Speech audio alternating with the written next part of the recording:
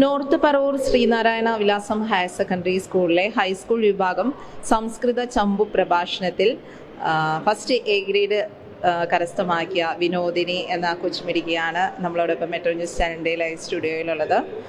Moment ഒക്കെ ആയിട്ടാണ് വിനോദിനെ വന്നിരിക്കുന്നത്. ഇത് ഇപ്പം മത്സരം കഴിഞ്ഞപ്പോൾ തന്നെ ലഭിച്ചു?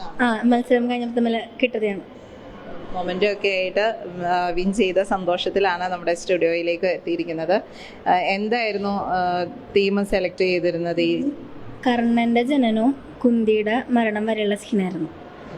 അത് മോള് തന്നെയാണോ പഠിച്ചത് അതോ ആരെങ്കിലും പഠിപ്പിച്ചത്? സ്കൂളിൽ നിന്ന് തീം തന്നു, അമ്മ പഠിപ്പിച്ചു.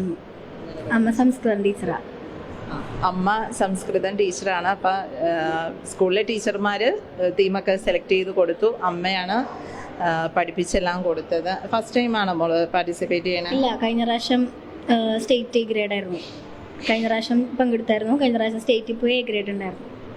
ഓക്കെ. അപ്പം കഴിഞ്ഞ തവണ മത്സരത്തിൽ പങ്കെടുത്ത് സ്റ്റേറ്റ് ലെവലിൽ വരെ പോയി, സ്റ്റേറ്റിലും എ ഗ്രേഡ് ലഭിച്ചിട്ടുണ്ട്. അപ്പം ഫസ്റ്റ് ടൈം പങ്കെടുക്കുന്നതിൻ്റെ ഒരു ടെൻഷനും കാര്യങ്ങളൊന്നും ഉണ്ടായി കാണില്ല അല്ലേ? അങ്ങനെയൊന്നും ഉണ്ടായിരുന്നില്ല. യു പിയിലൊക്കെ കുറേ മത്സരങ്ങളൊക്കെ പങ്കെടുത്ത് അങ്ങനെയൊന്നുമില്ല. അങ്ങനെ പേടിയൊന്നുമില്ല. സ്റ്റേജ് ഫിയർ ഒന്നും അങ്ങനെയില്ല. ഈ സംസ്കൃതം ചമ്പു പ്രഭാഷണം തന്നെ തിരഞ്ഞെടുക്കാൻ എന്താ കാരണം? മലയാളം ഇഷ്ടമല്ലേ? അത് ടീച്ചേഴ്സ് നിർബന്ധിച്ചതാരെ ചേർന്നതാണ്. ടീച്ചേഴ്സ് ഞാൻ പാടാൻ ഇതിൽ ഇടയ്ക്ക് ശ്ലോകമൊക്കെ വരുന്നുണ്ട്. അപ്പം ശ്ലോകമൊക്കെ ചൊല്ലാൻ പറ്റിയ ഒരാളെ നോക്കി ടീച്ചേഴ്സ് എടുത്തതാണ്. ടീച്ചേഴ്സിന്റെ ഇഷ്ടപ്രകാരമാണ് സംസ്കൃതത്തിലേക്ക് മാറിയത് അല്ലേ? അതിൻ്റെ ഒരു കുറച്ച് ഭാഗം അവതരിപ്പിക്കാമോ?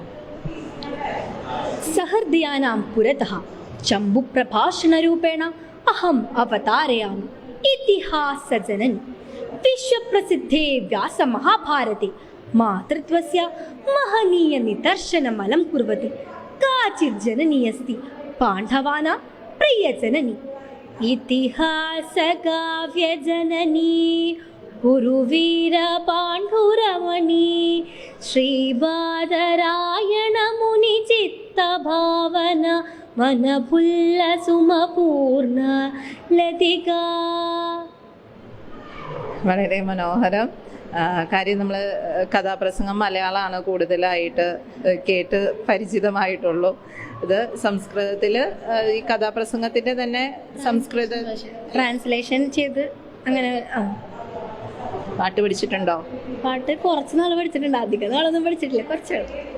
പാടുവോ? ഒരു 2 വരി ഏതെങ്കിലും പാട്ട്? കൺമണി അൻപോടു കാതലൻ ഞാൻ എഴുതും കടിതമേ,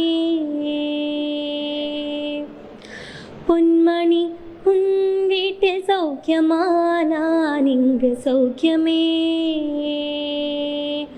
ഉന്നി എണ്ണി പാർക്കയിൽ കവിதை കൊട്ടത് അത് എഴുത നിനർക്കയിൽ വാഴ്ത്തി മുട്ടത്. ഓഹോ കൺമണി അൻപോടു കാതലൻ ഞാൻ എഴുതും കടിതമേ. ഓക്കെ, ഏതായാലും വളരെ മനോഹരമായിട്ട് പാടുകയും ചെയ്തു. പ്രഭാഷണത്തിലൂടെ നമ്മളെ എല്ലാവരെയും വിസ്മയിപ്പിച്ചു.